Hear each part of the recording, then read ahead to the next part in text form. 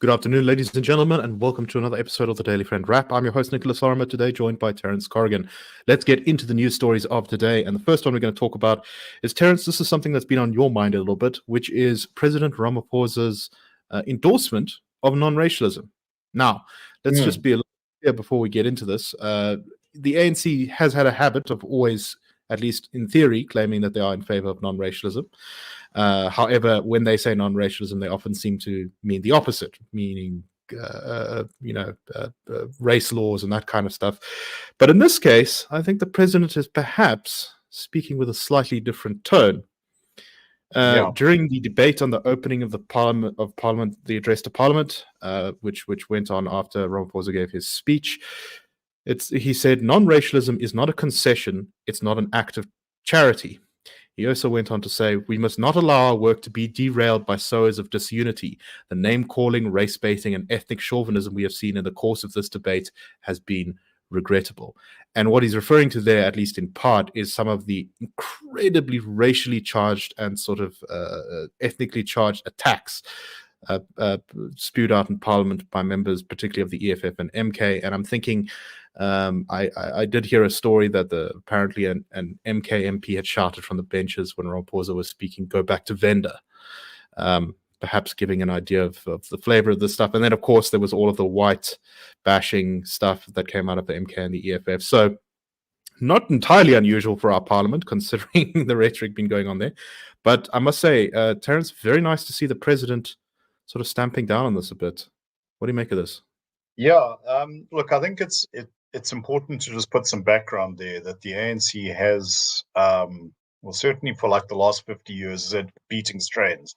There is, it's one part of it was effectively an African nationalist, one might say, a racial nationalist party. In fact, it was only in the 1960s that it allowed whites to actually join, and then only at lower ranks. Having white people, or for that matter, Indians or colored people in their upper ranks came later. That's something that is not widely spoken about. In contrast to that was, call it the Charterist tradition associated with the UDF. Now, love them or hate them, and I think there's a great deal of myth making about that. It did try to bring in people as human beings. In fact, many of its leading lights, you look at some of those photographs from the mid 1980s of the leadership. Colored people, Indians, very prominent. There were whites, not so much, but not many white people were involved in that. But yeah, into the early 1990s, it was not uncommon to find people in the ANC saying that to classify people in racial terms was inherently racist. I remember at university, before the first before the 1994 election, my residence hall got a new administrator who was part of the ANC underground, and he gave us a pep talk about how race is a concept with absolutely no social or sociological significance whatsoever. Now, I can't imagine that being acceptable 5 years later. We in part, I think what happened was the race nationalism got an upper hand. That was very much the Thabo Mbeki school of thought, and ironically, that was part of how he defanged or sedated the SACP. Remember, if you were a white person wanting to be involved in the struggle in the sort of 60s, the SACP was where you went. Then we've also, I think, taken in a lot of toxic ideas, particularly from America, critical theory and whatever, which I think is a very distinct thing from race nationalism, but the two do kind of lead to similar conclusions. Yeah, they sort of complement each other. Yeah. Well, the CRT talks about allyship, and I think that's essentially what you're talking about. And I think for the ANC, this was just a political tool that was very useful. If you could dismiss your opponents as racists and white supremacists and whatever, that was so much the better. And if you had a bevy of supportive academics and intellectuals saying that this was actually the way to go, why not? I think what's happened is all of a sudden the target that they trained that on, the Democratic Alliance, is now sitting in government with them. So maybe this is entirely cynical and doesn't represent any major change of heart, but it is still, I think, significant that that the rhetoric is dialed down.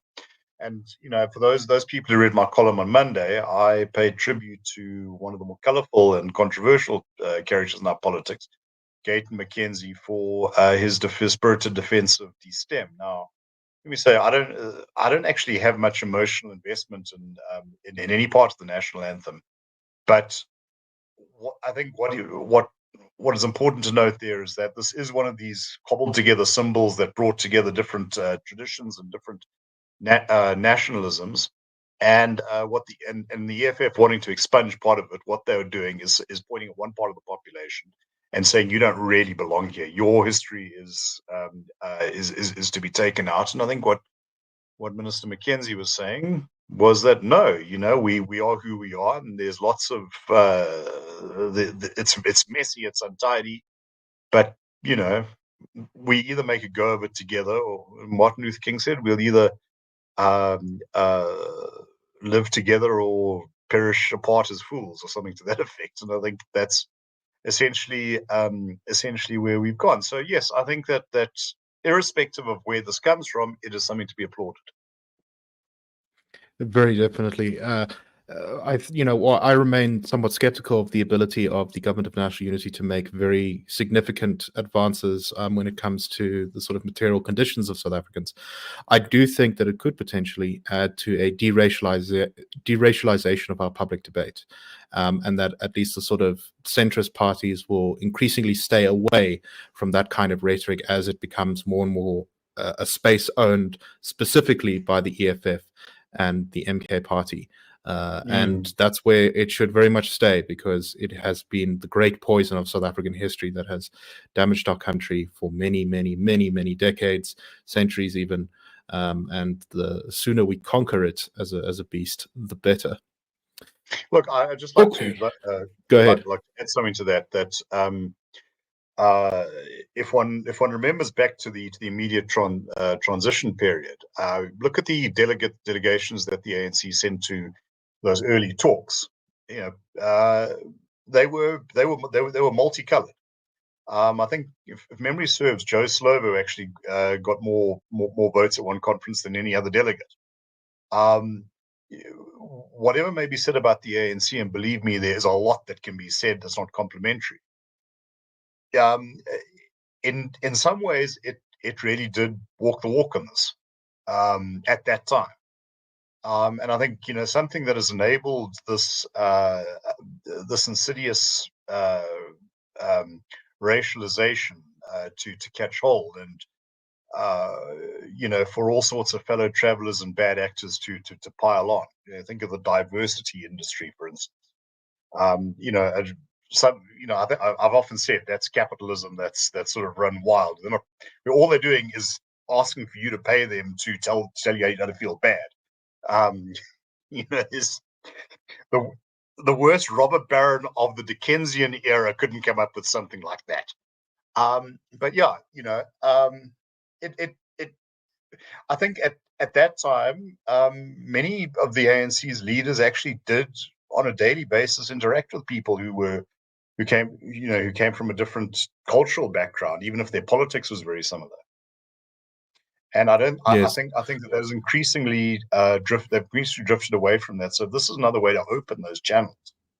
Where you can indeed return to that ideal of true non-racialism. And then hopefully one day that will be translated beyond simply rhetoric and actually into policy changes, which would be or even outcome. If it is just pure pragmatism. You just realize that your ability to continue occupying your ministerial office depends on you not, shouting the odds about everything. Well, I'll go with that. Yes. All right, let's move on to our next story. And this is based off of a survey from Afrobarometer. And I think this is very important for putting the success of the Government of National Unity in perspective. This survey by Afrobarometer found it was asking questions about how many people across many African countries felt about democracy, and it found that on average, the favorability and trust in democracy across the continent decreased by 7 percentage points in the last 10 years, but that this was by far the worst in Mali, which is currently ruled by a military junta, and South Africa, which saw a 29 percentage point decrease in support for democracy. In 5 of the countries they surveyed now, there is slightly under a majority of people who say they think that democracy is basically a good thing. Those countries are Mali, South Africa, Angola, Mozambique, and Lesotho.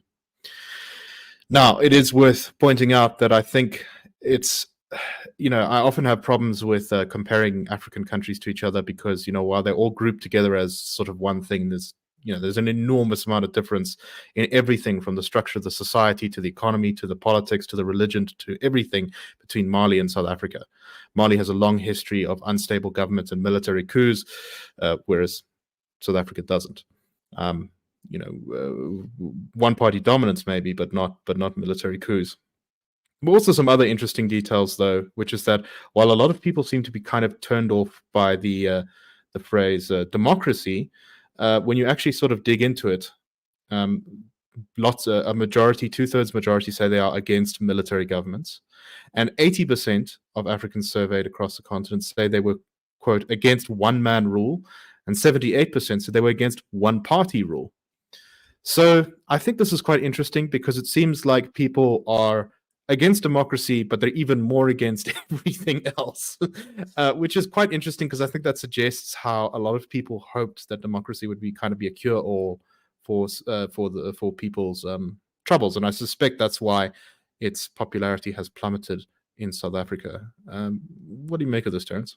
Yeah, look, I consume those Afrobarometer polls voraciously. I think they're extremely useful, and they've been doing them for about 20 years. So have we, by the way. Although they've asked a different basket of questions. Yeah, look, what I think what we're seeing in Africa is something that's global, what they call the democratic recession. Now, this is a controversial concept because some critics will say that, well, you are looking at places that haven't democratized and calling that recession, whereas what we've actually seen is not so much just the collapse of certain fragile democratic systems into autocracy, like in Mali, but it's the kind of reversal of democratic gains. So while you still have elections, the elections are rigged. You kind of need to tick a box. The African Union technically won't let you be a member in good standing if you've had a coup, which is progress from the 1980s. But a country like Zimbabwe can go through the motions of having something that looks like like an election, and that's kind of okay. Swaziland can have the odd version of one-party absolute monarchy elections, and that's also sort of okay. So we've made some progress, but it's stalled, and you're quite correct. At the root of this was the idea that prosperity would come with democracy. It would deal with a lot of the developmental challenges, and that hasn't been the case. In places like Mali, it's been accompanied by insurgencies. So you're probably in many ways in a worse condition than you may have been. And into this you have desperation. Now, one of Afrobarometer's questions is: would you give up the right to vote for a strong leader who can impose order, provide housing, and provide jobs? Sort of the three, the big three, if you like. And you find something like, I think it's about 2/3 of South Africans say yes. Now, it's a stylized question. I think it's one that's rooted firmly in the abstract. But you see where we're going with this. That the normative commitment to democracy is shaky. I wouldn't say weak necessarily, but shaky. About 20 years ago, Professor Robert Mattis, who was involved with the erstwhile IDASA, and he was probably South Africa's foremost expert in polling, said that to understand why South Africans are returning these sort of results, you have to understand that many of them view democracy in very material terms, and since progress hasn't been amazing, that leads to a discrediting of the democratic system. And I think in South Africa particularly, so much of the national brand was loaded onto the term democracy. Yes. Over the last 15 years, that just hasn't been delivering. Right. To buttress that point, when the same question of do you believe that democracy is preferable to any other kind of government? 10 years ago, 72% of South Africans said yes. So yes. It's very clearly, I think, linked to our sort of our wasted last 15 or so years where we've had such terrible misgovernance and economic growth. Look, I encourage people to think back to the sort of mid 2000s, 2004, 2005, 2006. South Africa was booming. Now it was consumption-led boom, and the commodities and whatever, so it probably wasn't sustainable. But I remember there was a sense of palpable optimism, and the place, Joburg just looked shinier. You would go into shopping malls now where half the shops are now shuttered. And those places were full. They were, selling niche products, and there were markets. In fact, one of the issues that South Africa at that point was that many foreign tourists regarded it as quite an expensive tourist destination. How things have changed. Indeed. Okay, that is all the time we have for the show today. We hope you found this interesting, and that's a wrap. The Daily Friend Show and The Daily Friend are a project of the Institute of Race Relations, the IRR. The IRR is a think tank which was founded in 1929 to study race relations in South Africa and works to change government policy to improve race relations through non-racialism and to ensure the prosperity of all South Africans. If you like our work and would like to support us, please go to irr.org.za and click Support the IRR, or you can go to thedailyfriend.co.za and click the Fund Us button.